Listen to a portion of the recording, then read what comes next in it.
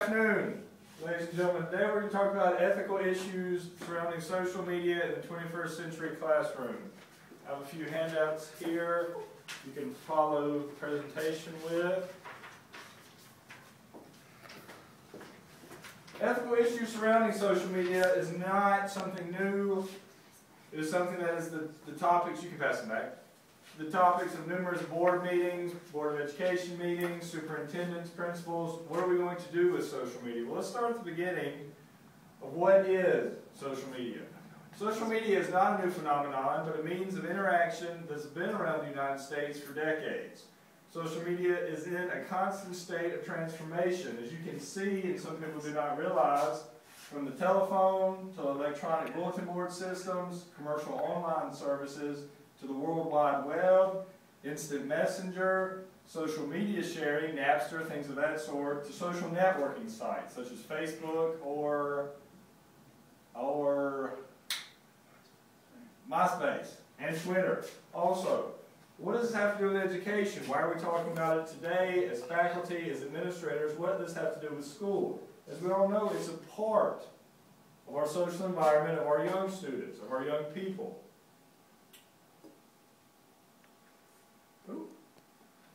A review of the literature shows that there is a clear divide between those educators that are utilizing social media in schools and those that believe it should not be a part of classroom instruction. But there is no set division. It's not male and female. It's not old and young. It's not veteran teachers and rookie teachers. There is no set divide there. You have young teachers that are against it. You have older, experienced teachers for it. The evidence, however, is showing that there's a shift towards implementing programs that are centered on the technology that social media provides. Things that when we grew up that were accessible only from an internet, from a station, students now are carrying around this information in their pockets. They can text, they can email, they can video things and send it to someone in a different school, in a different state or different country. So the question becomes is why are we limiting this technology? Just because we didn't grow up with it, just because it wasn't part of our education, why should we not have it in the curriculum of the students? Current applications, The current applications of social media are always shifting. In our school, primarily. If you remember the very beginning when our boss found out about Facebook, he'd never heard of it, he thought it was a negative connotation. Ms. Newell and I brought it to his attention, said we had Facebooks. It was not all about girls talking about other girls, all the nonsense that was on it. It was connecting with people. It was connecting with old individuals, old friends, and it was a positive thing, just turned in a negative manner.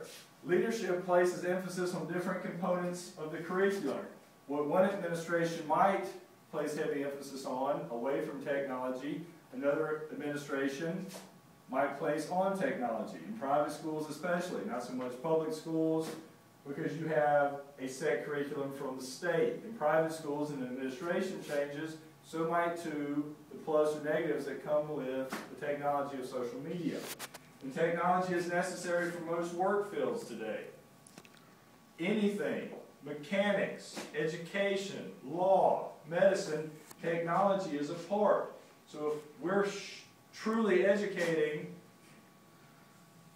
or truly educating the whole child in every aspect, technology must be a part of. And that's why it's constantly shifting, or needs to be shifting.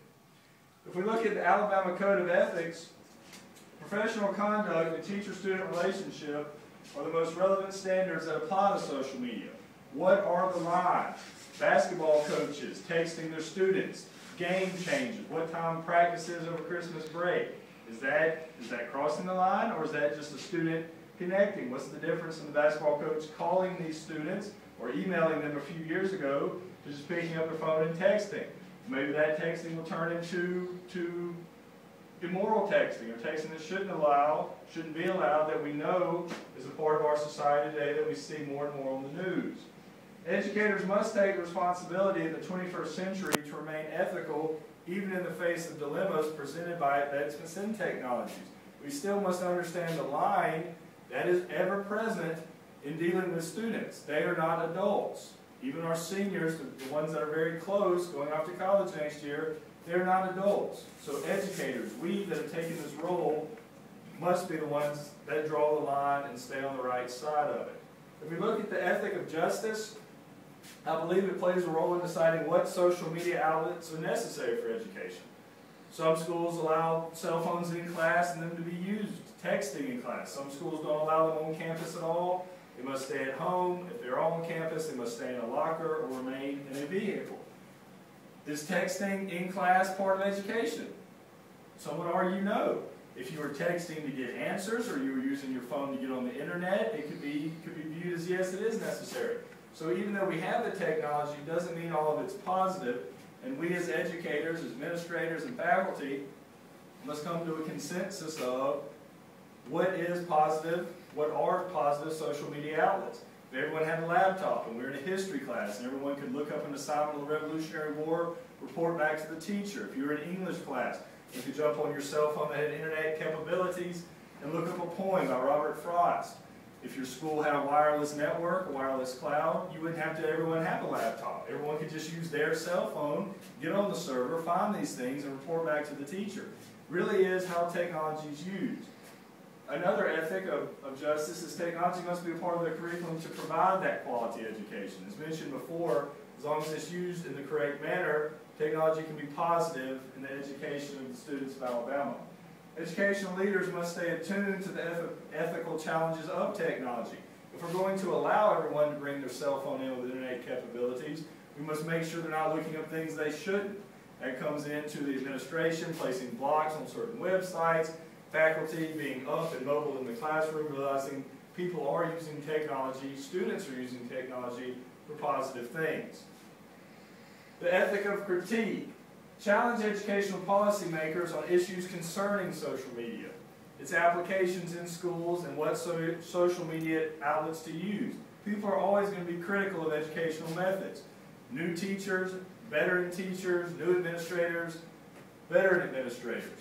You have to be able to prove that this education or this social media outlet is valued and is needed in the education context. If you're in a PE class, there's probably not any need for texting or a cell phone. If you're in history or English or science where you can reach valuable information that's in your pocket that once you had to go to a library for the encyclopedias and then the internet, it's a valuable tool. Conversations concerning the direction of ethical standards must transpire at all levels of education. For public schools, it starts in the state board's office of what is ethical and what can transpire between students and teachers. Facebook, or your Facebook friends, or your MySpace friends, the texting, the phone calls, the emailing. What is ethical? Ethic of care. Moral issues of technology. Again, from a teacher standpoint of crossing that line with students, to students being able to look up things they shouldn't while at school. All of those fall under ethic of care. And again, what is in the best interest of the students? We're here to educate the students. Just because we might not be quite certain how to use the technology doesn't mean our students should suffer. No. Students should suffer. They're the next generation. Technology is essential. We need to make sure we're educating them in history and English. Technology is part of that. Last, ethic of profession. Ethic of profession will provide insight for educational leaders. Again, what is necessary, what's not necessary. Set educational policies. If we're going to allow the social media outlets, the technology in, you have to have very strict guidelines. When it can be used, how it's going to be used, where it's going to be used. That will set aside some of the problems that seem to arise in junior high and high schools with allowing cell phones and the technology into these educational institutions. Ethic of profession also governs the actions of the individuals that wish to serve in education. We took an oath as educators, as faculties, as administrators, that we're going to set ourselves aside and we're going to educate young people. So we're the ones that have to make sure the actions that we take are ethical, and if we're taking this technology in, then their actions too will have to be ethical. And that brings us to questions. Are there any questions for social media, ethical issues surrounding social media in the 21st century? If there are no questions, I thank you very much. Are there any questions? Ms. Newell, did you have a question? No, I was just gonna comment on the fact that I think it's